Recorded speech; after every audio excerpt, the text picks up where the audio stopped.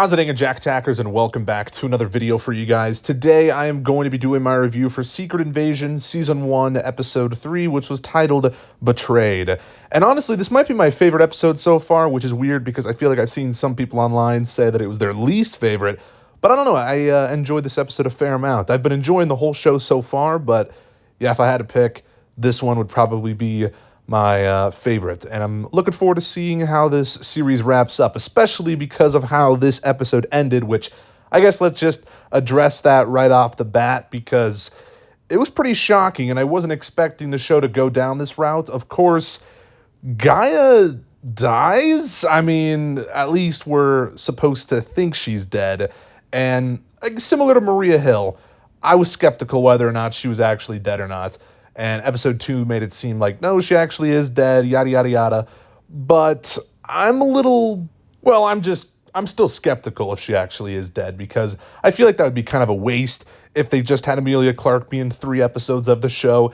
It'd be such a waste of a character and of an actress, most importantly, because, well, I just am a big fan of Emilia Clarke, and I feel like it'd just be a total waste of an MCU role because I feel like she could have had a much better one.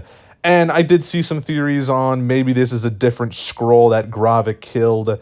And I don't know. I mean, maybe. It's possible that it is a different Skrull.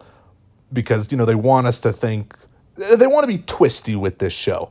They want us to get thrown off by certain things and for there to be, big reveals and stuff like that. And it'd be shocking if it's revealed later on in this season that Guy is actually still alive. I hope she is, of course. I was liking her character. Didn't see that much of her, but she was pretty complex. She was trying to go back and forth between which side she wanted to be on, and it seemed like she didn't really want to be on Gravik's side and ultimately wanted to be with, her father. And I think it was just a really interesting storyline, so I hope that can kind of continue. But it would, I guess, make sense if they did kill her off because that would just further Talos's motivations, and he would just be unchained at that point. He'd be furious, obviously. Every time Gravik would mention her name, or anyone for that matter, he would just get super infuriated, and understandably so. I loved Talos this episode, though. It was, first of all, Ben Mendelsohn's acting was really great, and I think he's just been super solid in this series. And I really love what they're doing with his character. And I'm excited to see where they take things with him, because once he finds out, again, if Guy is actually dead, that could be pretty exciting stuff. But going back to the beginning of the episode, we have this flashback to 1998 in New York, and it shows Nick Fury and his wife, Vara, however you pronounce the name, at this diner. And apparently, Fury actually knew that his wife was a Skrull for a while. That's pretty interesting because a lot of people were speculating that because at the end of the last episode, where she kind of transformed back to her human form, people were like, oh, does Nick know that she's actually a Skrull? And he does. So that was pretty cool, actually.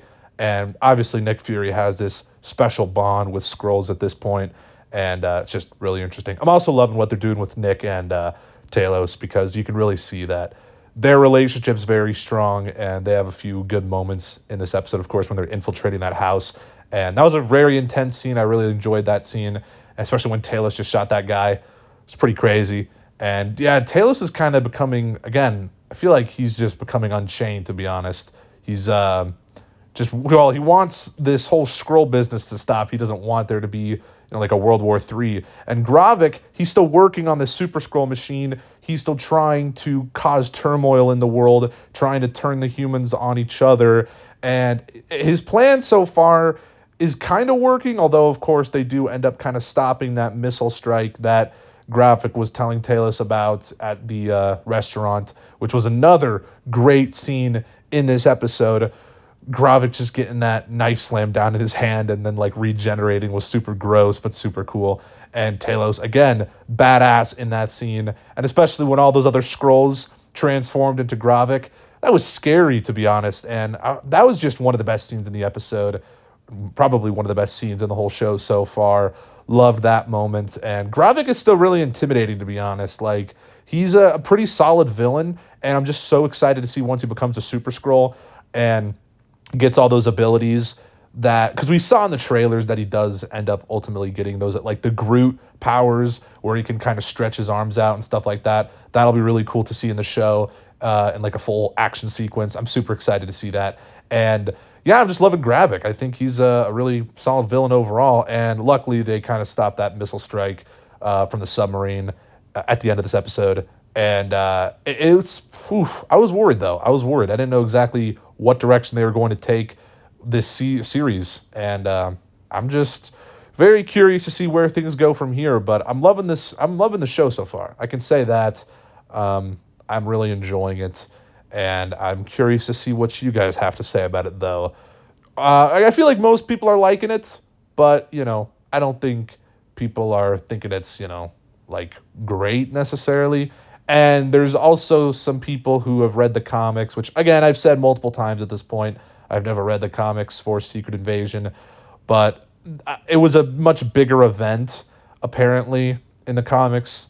And I think some people are just becoming a little underwhelmed. They're underwhelmed that the Avengers aren't really a part of this. But it's like, kind of makes sense that the Avengers aren't really a part of this, because it wouldn't really be a secret invasion at that point if the Avengers knew about it and what was going on.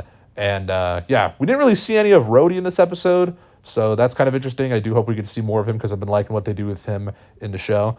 And again, some people still think that he's a Skrull.